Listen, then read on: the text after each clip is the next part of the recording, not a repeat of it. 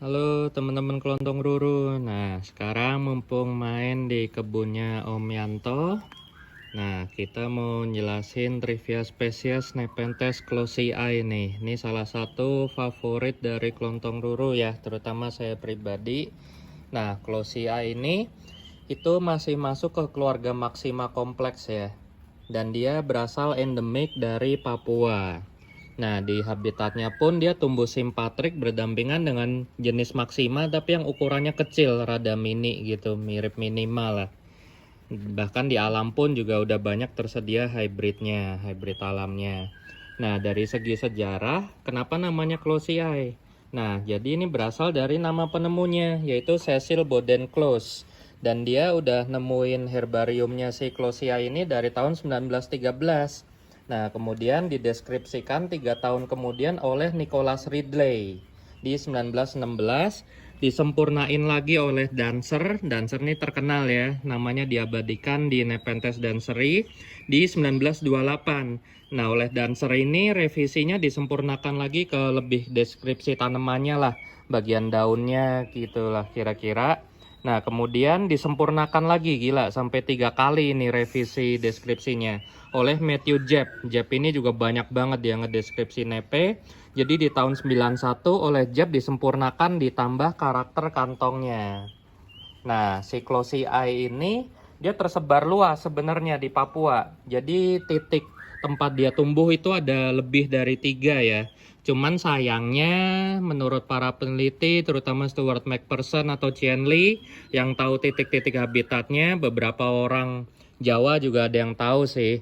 Jadi dia banyak terancam selain oleh poaching juga oleh pembangunan. Karena seperti yang kita tahu infrastruktur di Papua itu sedang sangat berkembang ya. Selain pembangunan jalan juga ada aktivitas pertambangan di sekitar habitat closii.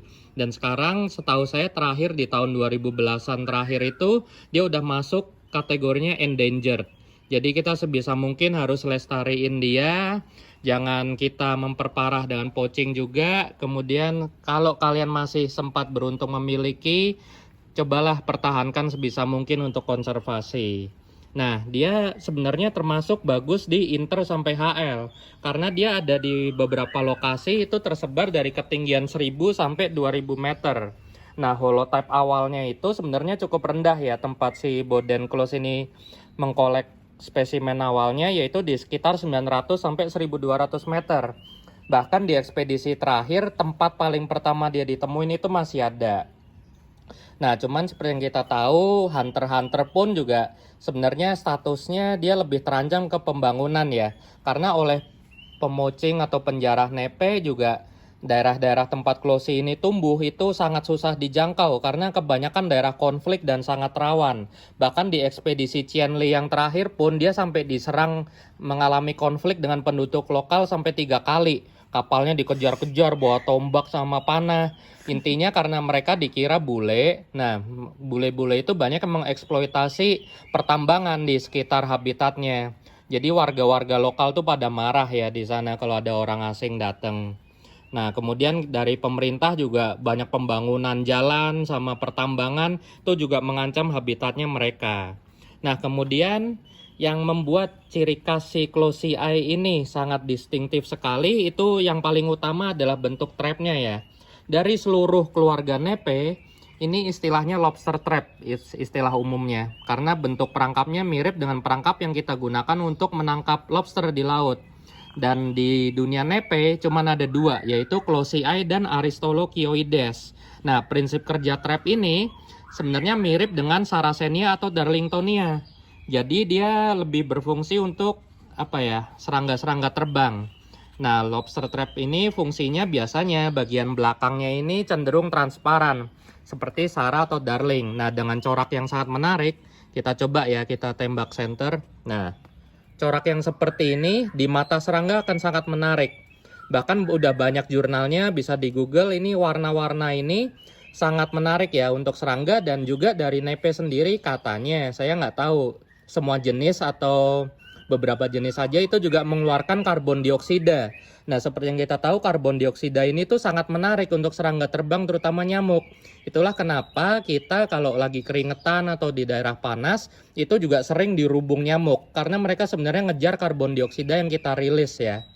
Nah, itulah keunikan dari closey eye. Nah, terus juga yang khas, kenapa si closey eye ini masih bersaudara dan masuk ke Maxima kompleks, kita bisa lihat dari daunnya. Daunnya maksima banget ya, ujungnya juga rada peltat dikit. Kemudian juga bulunya tuh. Bulu halusnya banyak. Dari sini juga kelihatan. Nah, ciri khas dari nepe yang biasanya hidup di tempat yang rada dingin, kemudian juga kuat suhu kering, angin yang kering itu biasanya berbulu.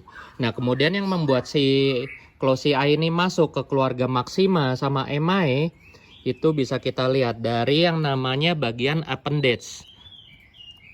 Nah, di keluarganya Maxima, appendage ini biasanya ada dua, di pangkal sama di ujung.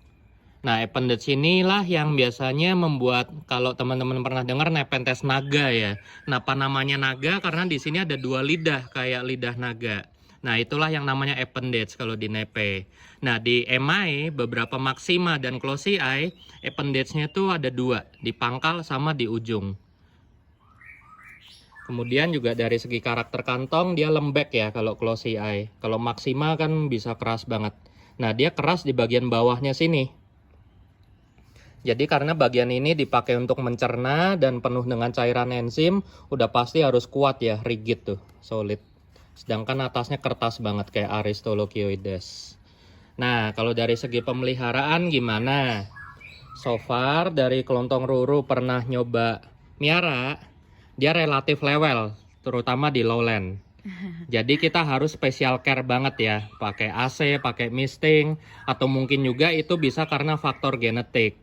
Nah, kelontong ruru mau coba nanti dari next import Borneo Exotic, dia kan ada closey eye. Biasanya kalau udah select clone dari nursery kayak gitu, daya tahannya akan lebih bagus.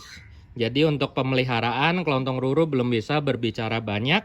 Tapi yang kelontong ruru pastikan dari tempat teman-teman kelontong ruru dan pengalaman pribadi, dia lebih menyukai iklim inter sampai HL. Untuk lowland, apalagi yang nggak pakai fasilitas misting dan lainnya, jangan coba-coba dulu deh, kasihan. Karena udah mahal, terus ntar mati, statusnya dia juga udah langka. Nah, kemudian juga dari si closey eye ini, dia mirip dengan Maxima ya. Dia karakternya tumbuh di tebing-tebing berbatu, kemudian full sun, anginnya kenceng. Nah, karena anginnya kenceng, dia sebenarnya relatif tahan kelembapan yang rendah. Nah, cuman masalahnya adalah suhu di daerah Papua atau Irian itu kan cukup unik ya. Sebenarnya di musim tertentu dia masih kena angin Australia, jadi rada dingin. Itulah mungkin yang membuat dia karakternya lebih ke inter sampai HL. Nah, si EP ini udah bikin nih hybridnya dengan Ventricosa sibuyanensis sama dengan truncata juga. Jadi ada dua hybrid manusianya. Semoga kedepannya bisa menarik ya. Dan dikultivasi akan jauh lebih banyak tersedia closey eye ini. Oke, semoga membantu teman-teman. Thank you.